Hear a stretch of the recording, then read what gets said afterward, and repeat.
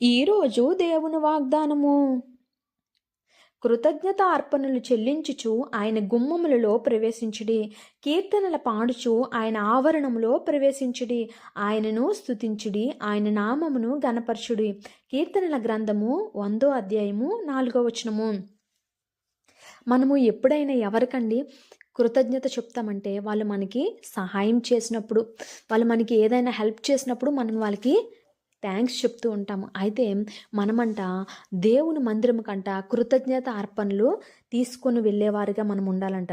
ఎందుకు మనము దేవుని సన్నిధికి కృతజ్ఞత అర్పణలు తీసుకెళ్లాలంటే ఈ 1వ అధ్యాయంలోని ఆ 3వ వచనంలో మనం చూసుకుంటే, ఆయనే మనల్ని పుట్టించును, మనము ఆయన వారము, మనము ఆయన ప్రజలము, ఆయన మేపు గొర్రెలము. ఎందుకంటే మనం ఆయన సన్నిధికి మనం కృతజ్ఞత అర్పణలు తీసుకొని రావాలంటే ఆయన మనల్ని పుట్టించాడండి. ఆయన మనల్ని ఆయన వారిగా చేసుకున్నాడండి. ఆయన మనల్ని మేపుతున్నాడు. ఈరోజు మనకి ఆయన కాపుదలిస్తున్నాడు, మనల్ని భద్రపరుస్తున్నాడు, మనల్ని బలపరుస్తున్నాడు, మనల్ని కృంగిపోయినప్పుడు మనల్ని లేవనెత్తుతున్నాడు. మనల్ని లోకంలో నుండి ప్రత్యేకించబడిన వారిగా మనల్ని ఆయన బిడలగా స్వీకరించాడంటే మనం ఎంత గొప్ప ధన్యులమో మనల్ని మనము పరీక్షించుకునే వారిగా ఉండాలి. అందుకే ఆయన మందిరంకి వెళ్ళినప్పుడు మనము ఆయనకి కృతజ్ఞత అర్పణలు తీసుకొని వెళ్ళేవారుగా ఉండాలంట.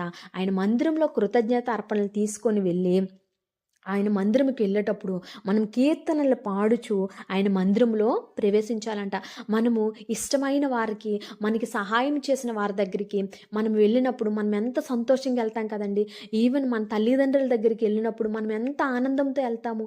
చాలా రోజుల తర్వాత, ఒక 2 days తర్వాత మన తల్లిని తండ్రిని అలున్న స్థలానికి మనం వెళ్ళినప్పుడు ఎంతో సంతోషంతో వెళ్తాము. అయితే దేవుని మందిరమును కూడా మనకి ఇష్టమైన స్థలంకి వెళ్ళేటప్పుడు సంతోషంగా వెళ్ళేవారుగా ఉండాలి. అలాగే అంట ఆయన్ని స్తుతించాలంట, అక్కడ ఆయన నామాన్ని ఘనపరచాలంట, ఆయన చేసిన మేలుల్ని ఆయన సన్నిధిలో మనం చెప్పేవారుగా ఉండాలండి.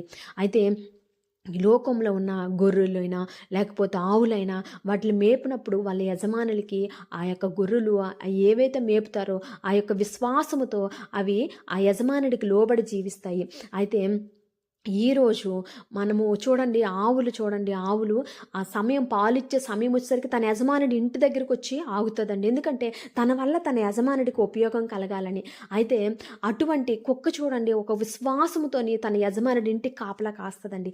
ఈరోజు దేవుడు మనల్ని ఎంతో సంరక్షిస్తున్నాడు, దేవుడు మనల్ని ఎంతగానో భద్రపరుస్తున్నాడు. అయితే మనము దేవునికి ఏ విధంగా లోబడి జీవిస్తున్నాము, దేవుని చిత్తానుసారంగా మనం జీవిస్తున్నామా లేదా అని మనల్ని మనము పరీక్షించుకునే వారుగా ఉండాలండి.